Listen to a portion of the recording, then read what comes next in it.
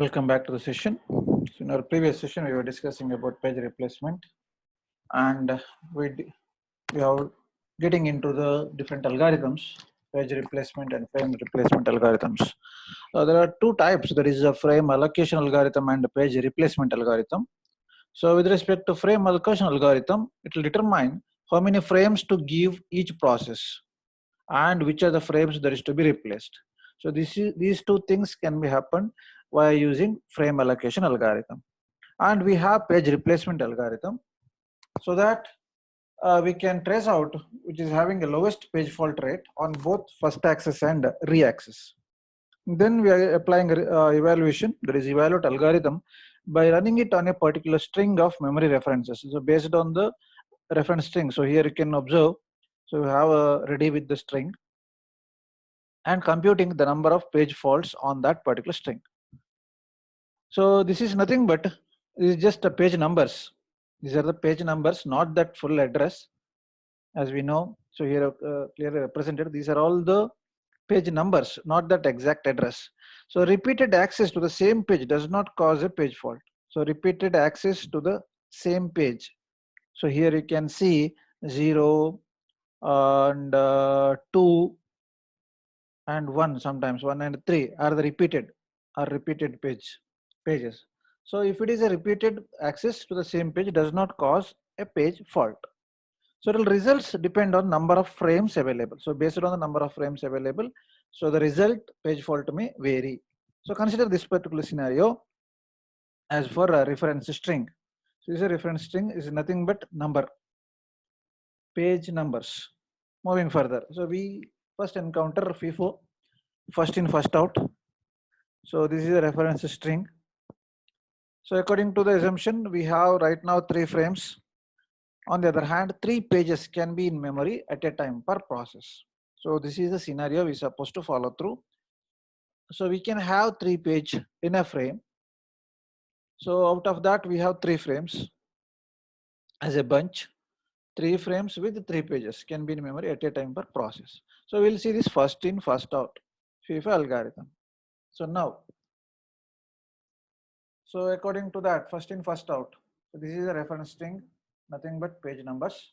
We're supposed to make entries one by one. So first 7 has been entered, then 0 the second attempt, 1 in this. So now you can see 701 has been occupied in this. So these are 3 frames we have in a page, 3 frames.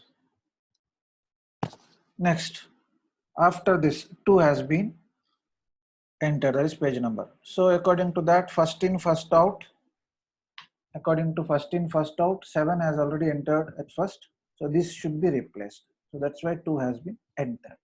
So now 0, the next item is page number is 0.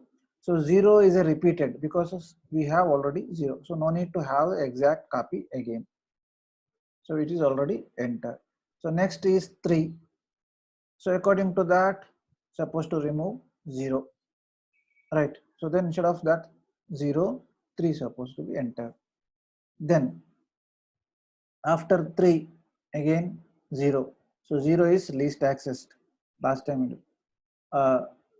0 supposed to be entered.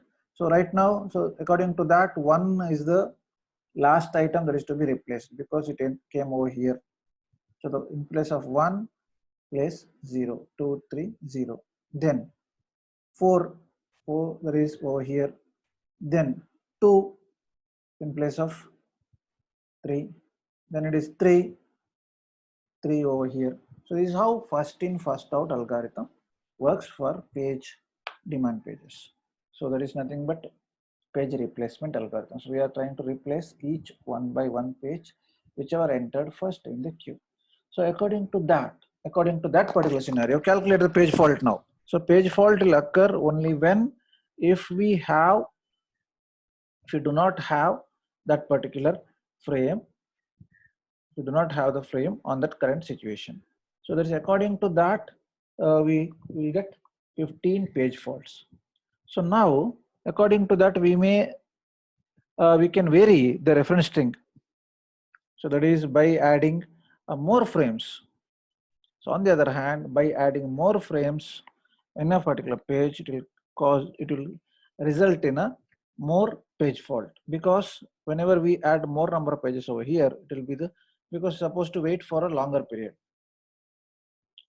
So as Bellardi's anomaly says that, there will be more number of page faults in a number of frames. So whenever you increase number of frames, again number of page faults may reduce. So this is Bellardi's anomaly. So one thing is supposed to remember, when you go up with the FIFO algorithm for paging, page replacement, make sure that first is supposed to consider the frames, total number of frames, and how many page entries supposed to be made. So then based on that, the page fault may vary, and whenever there is more number of page fault, on the other hand, is nothing but when there is less number of frames. Okay, so that is Bellardi's anomaly. What will be the optimal algorithm? So in this case, so here the major drawback is adding more frames. So whenever we are trying to add more frames for the existing, then there will be a more page fault. So to avoid that one, we may go with the optimal algorithm. You can go with optimal algorithm. So in this optimal algorithm, what we are trying to do is, we are trying to replace page that will not be used for longest period of time. So 9 is optimal for the example. So over here, right? So that is replace page that will not be used for longest period of time. That is according to this reference string 701203, and the number of the page frames are, so 7 is entered. So this is go along with the FIFO 0 1. Then 2 has been entered, 0 is already repeated, no need to have it again. Then after that 2 0, then 3 has been restored.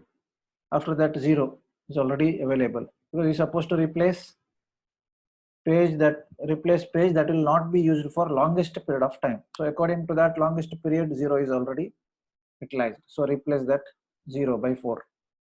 Then 2. So according to this case, 2 is already available, no need to touch that. Then 3 is already available, no need to use it. Then again 0. So according to that, 4 is least used, because 4 is not used for the longest period. So that's why replace 4 with the 0. So this is how it works. So with respect to optimal algorithm, we're supposed to replace a particular page, that particular page which is not been used for a longest period of time. So that is optimal algorithm.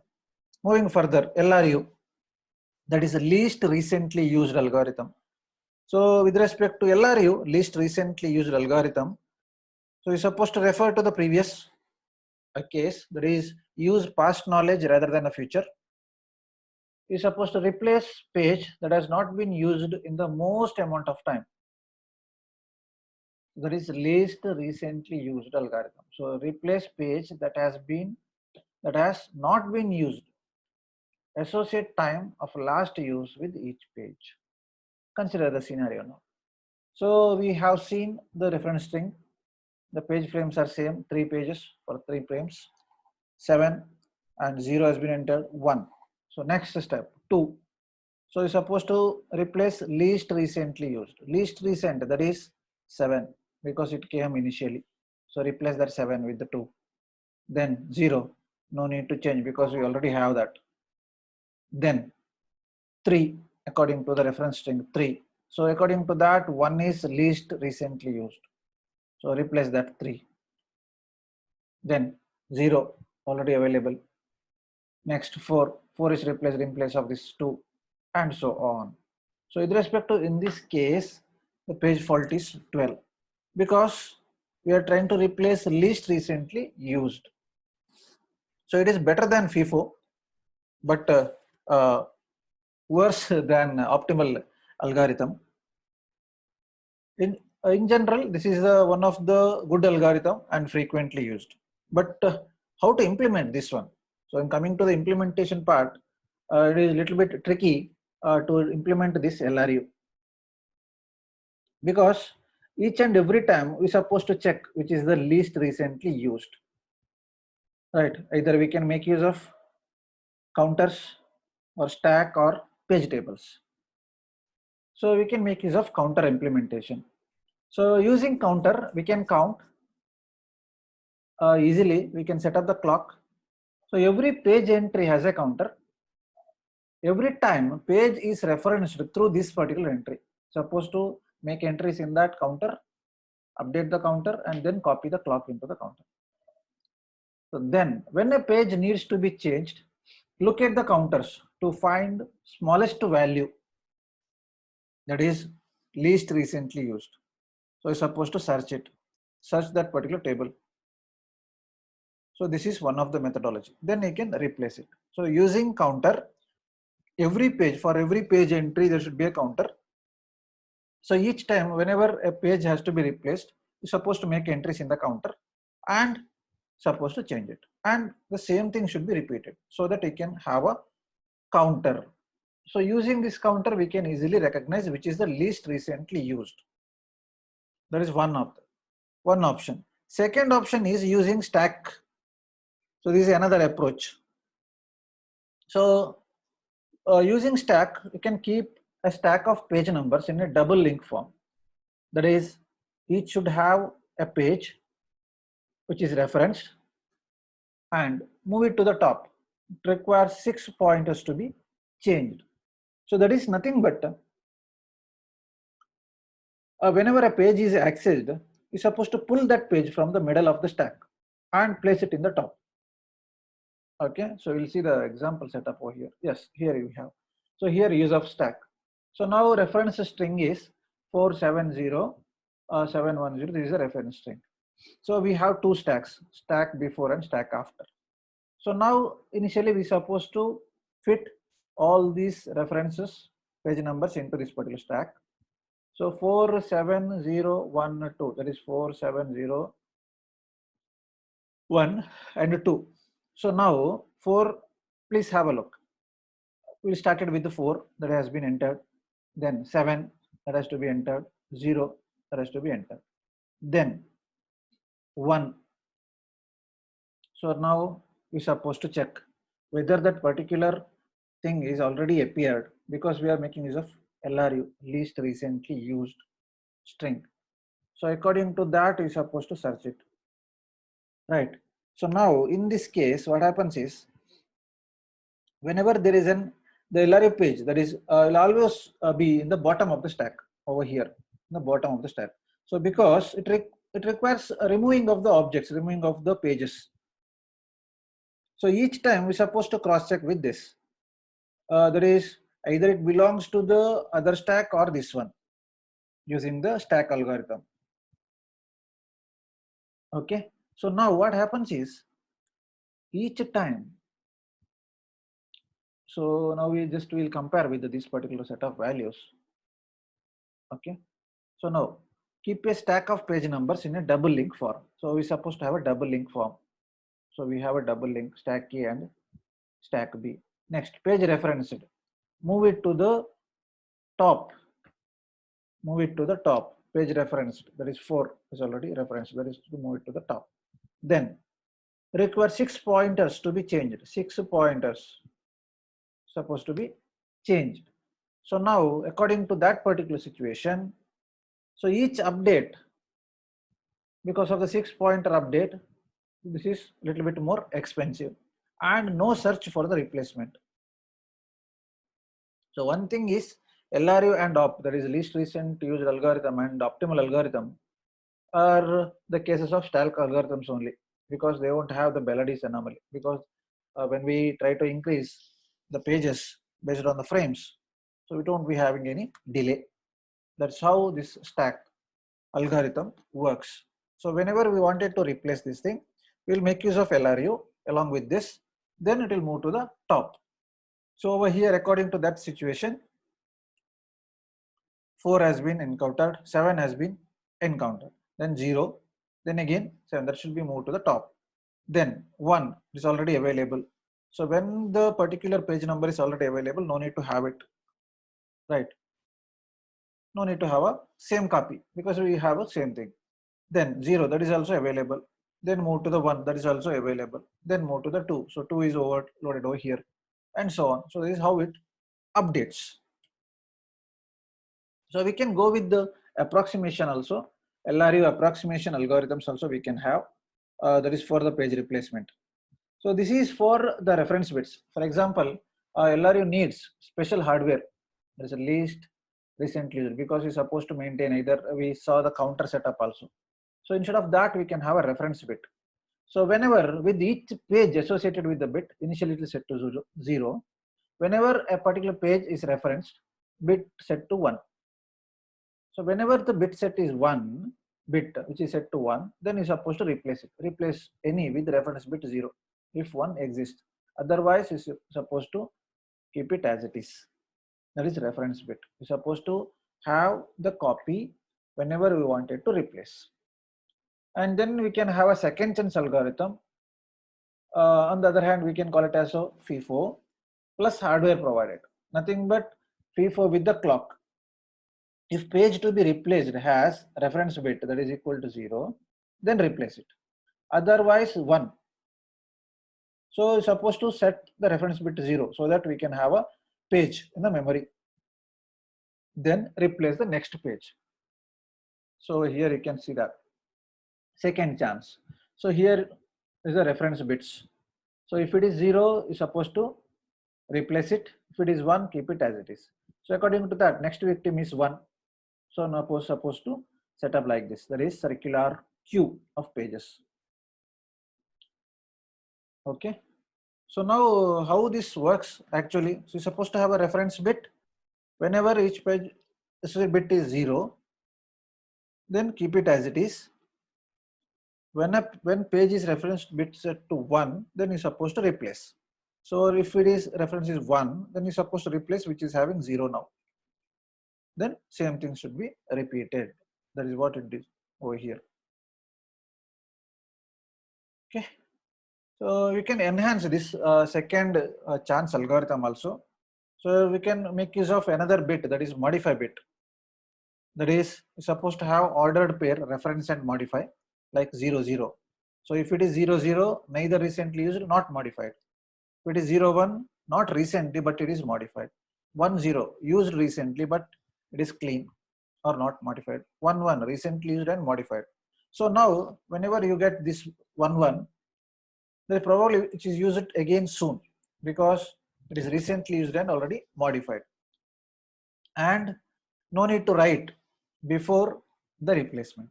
That is what we can come to conclusion under this 1 comma 1. Because over here we are making use of 2 bits. One is reference and modify. If it is reference, we are saying that the particular bit is recently used, and if it is modified, we are replaced. So that is what it means. So we can make use of counting algorithm also. That is, keep a counter of the number of references that have been made to each page.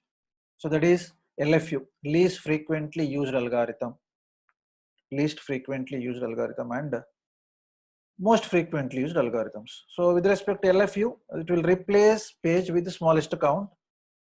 With respect to MFU, based on the argument that we pass, the page with the smallest count was probably just brought in and has to be used. So that is reverse of this one.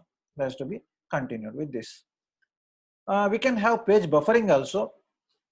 With respect to page buffering, we are supposed to have a pool of free frames. So without having a pool of free frames, it is a little bit difficult to encounter.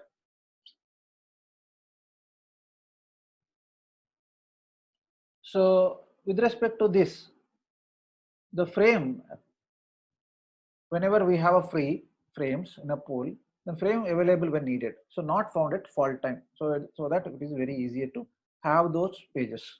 And read page into free frame and select victim to evict and add it to free.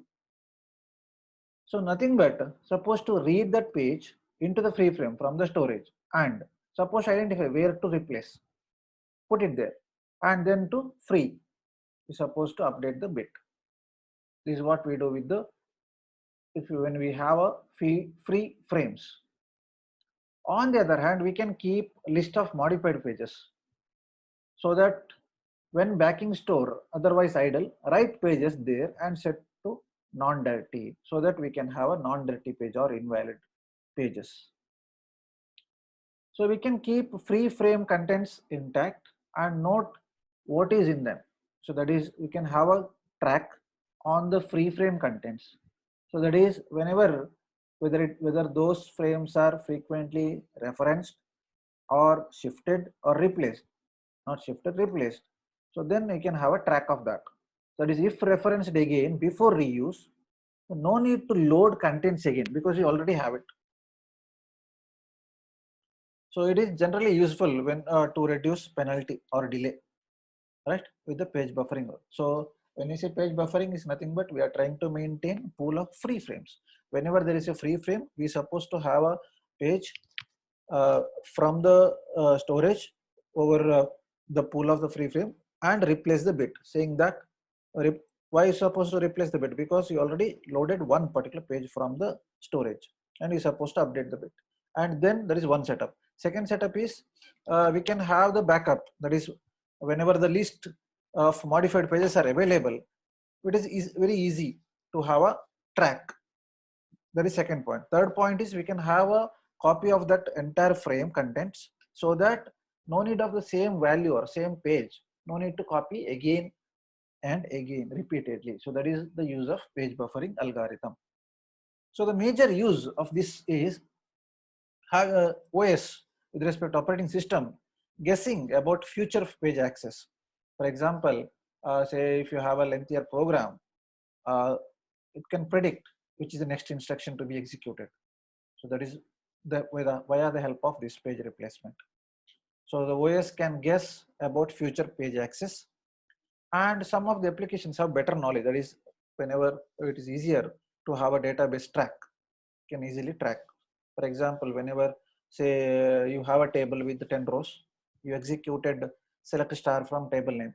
So saying that all the contents of the particular table should be displayed. So one by one till the last. So by default, the OS can recognize which is the next. This is the next row that is to be read. Which is the next row that is to be written. All this kind of setup can be easily understood by the OS. And we can make use of different applications which makes memory more intensive usage. That is, instead of having a double buffering, you can have a copy of page in memory as IO buffer. That is, application keeps page in memory for its own work. So for this particular scenario, we can give an example of using, if you're familiar with the Adobe Photoshop. So those who are graphic designers, they are frequently making use of different layers of images, different layers of colors.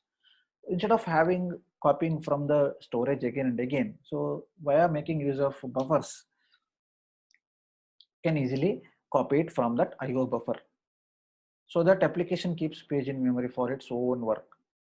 So only when you save finally, then only it will have a copy in the memory. And operation system can given direct access to the disk, getting out of the way of the applications, so that OS can clearly have direct access to the disk. So nothing to worry about the other pages, because you already have those pages in memory, in main memory. You can make use of raw disk mode also. So using raw disk mode, you can have a raw file. It will consume more space via utilizing these buffers. And some of the applications, if you have this kind of algorithms, it will bypass buffers, locking scenario, etc. So bypass buffering so that it will quickly read and write from the storage. Locking, so whenever there is a usage of particular page, it is locked for the other processes or other applications, so that that page can be utilized for the only one application. So, and we can allocate different frames. There is, each process needs minimum number of frames, as we know. Whenever a process to be executed, by default, some of the frames, nothing but memory, should be allocated as a resource for their execution. So as general example, we have IBM 370, in which 6 pages are needed to handle SS move instruction. Right. So this is one of the instruction. So to handle this one, 6 pages supposed to be needed. So in that case, in this scenario, instruction is of 6 bytes, and span up to 2 pages. So each instruction may be of 6 bytes, it may continue up to 2 pages. And 2 pages to handle from, that is from where supposed to extract. 2 pages to handle to, from and where, that is for the page replacement, from which location to which location, swap in and swap out. So maximum of course is total frames in the system. That is how to calculate maximum allocation. So two major allocation schemes are fixed and priority allocation. So these are the two methodologies that may adopt for replacement: fixed allocation and priority allocation. Fixed allocation with respect to the specific frames to be allocated. Priority allocation nothing but based on the priority of the process, the frames may vary. So this is fixed, this is varying frames. For example, fixed in the sense if there is only 3 frames that is to be fixed per page, so that you can't change that one. So if it is priority, you may update here and there. So that is how priority allocation. And then we can have a many variation also. In this case, based on the usage, based on the application, the page replacement can be varied based on the demand page. Here is an example fixed with the for a fixed allocation. So with respect to fixed allocation, it is however it is equal allocation. If there are 100 frames, after allocating frames for the operating system and 5 processes which has 20 frames each. So how to calculate? So that is allocation is according to the size of processes. So size of the process is 5 processes each with 100 frames, right? So with each process the 20, right? So now size of process PI, dynamic as degree of multi-program processes, sizes change. So we have SI, the sizes of process, and total number of processes, total number of frames, then allocation. So that is how we can calculate. And with respect to priority allocation, that is based on the process, it may change. We use a proportional allocation scheme using priorities rather than size. So if a process PI generates a page fault, nothing but the page is not available, supposed to search it. So select for replacement one of its frames. So select for replacement a frame from a process with lower priority number. So this is one thing supposed to remember. With the lower priority number is supposed to exchange, supposed to replace. And we can have this global versus local replacement also. Global replacement is nothing but it is a process that selects a replacement frame from the set of all frames. That is, one process can take one frame. But with respect to local replacement, each process selects from only its own set of allocated frames. So that is the difference. Global in the sense it can acquire from any different processes. So local replacement can be acquired the pages from its own process, its own allocated frames. So that is just by using of swapping or waiting or any other kind of scenario. That is with respect to local. So local in the sense each process selects from its own dedicated allocated frames. With respect to global, it can try out with the process selects replacement frame with the other set of all the frames. So that is one process may take from other process also. That is global.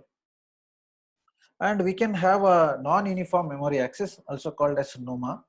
So in this scenario, speed of access to memory varies, because in the previous scenario and all, the memory access is equal.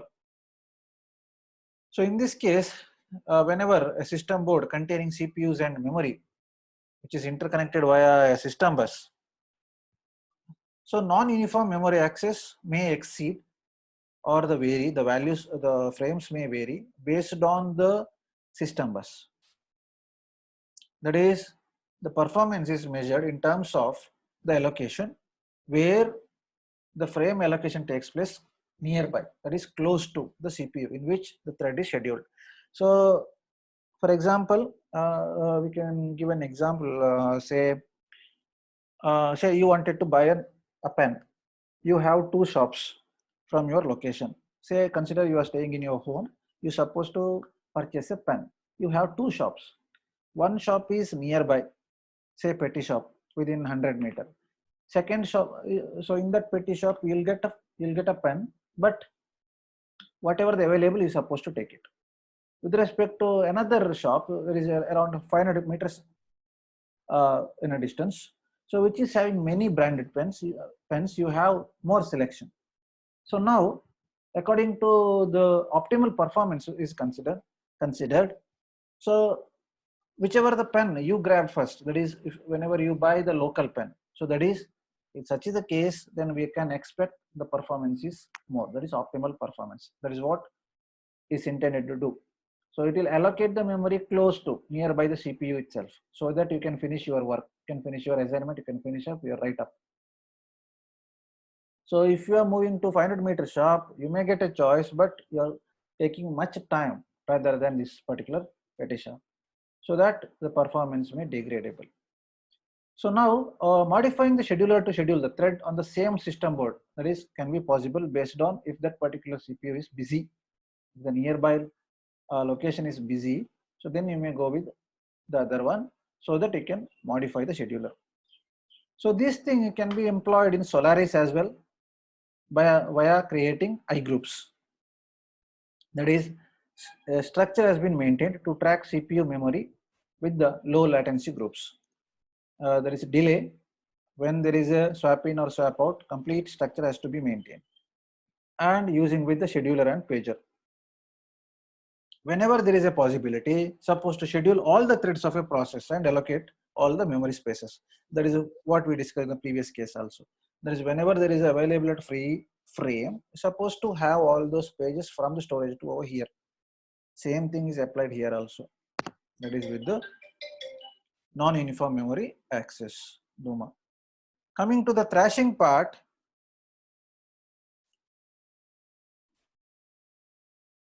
so this is nothing but it is a full busy environment where a particular process which can be performing high paging activity. High paging activity in the sense of swap in or swap out continuously. So in general, thrashing is nothing but it's a process of busy swapping pages in and out, swap in and swap out, continuous processes. That is thrashing. So nothing but it's keeping itself busy with the spending more time, spending more time for paging in and page out. That is page in and page out. That is thrashing. So that is how or why. So if your process does not have enough pages, so if your process does not have enough pages, the page fault rate is very high. So that is page fault. Why the page fault occurs? Page fault to get the page, replace existing frame. So this is page fault in the sense whenever a particular process needs a particular page which is not available in the main memory or virtual memory, then it's supposed to search in the its OS job is to search in the disk or in the storage. So that is page fault. So page fault occurs when there is a no page available. So page fault rate is high when there is no enough pages. So page fault is to nothing but to get the page, and it is high when it is to replace existing frame because to swap it, and but quickly need replaced frame back. So this activity leads low CPU utilization because it has to wait. So operating system thinking that it needs to increase the degree of multi-programming. So another process added to the system. So now keep on doing this one, page in and page out, nothing but thrashing. So here you can see, so based on the multi-programming, number of programs executed simultaneously, the thrashing may increase and CPU utilization also may decrease. So why does demand paging work? That is locality model. So when the page is available locally, then this particular demand paging work out. So that is process migrates from one locality to another. So locality in the sense process to process or pages to pages. So these localities may overlap. So we have to discuss the local and global as well. So local in the sense within the particular frame, the page may have been swapped. That is locality model. So with respect to global is nothing but process to process. So why the thrashing may occur? There is the size, total number of size of locality may increase or greater than the total memory size. For example, if a particular memory frame may be carrying about 10 memory frames, then the size of locality may be more than that. Then the thrashing may occur because each time supposed to swap the available frame. So it may follow least first in first out or LRU or optimal or any other algorithm may utilize. So only thing is it will occur, thrashing will occur if there is a continuous swap in and swap out. So when this swap in and swap out occurs, because when there is less space in the locality, less space in the frame. So the limit effects by using local or priority page replacements. That is only for the replacement part. So here you can see, you can observe a screenshot as of an execution over here. So the execution time increases towards this particular direction.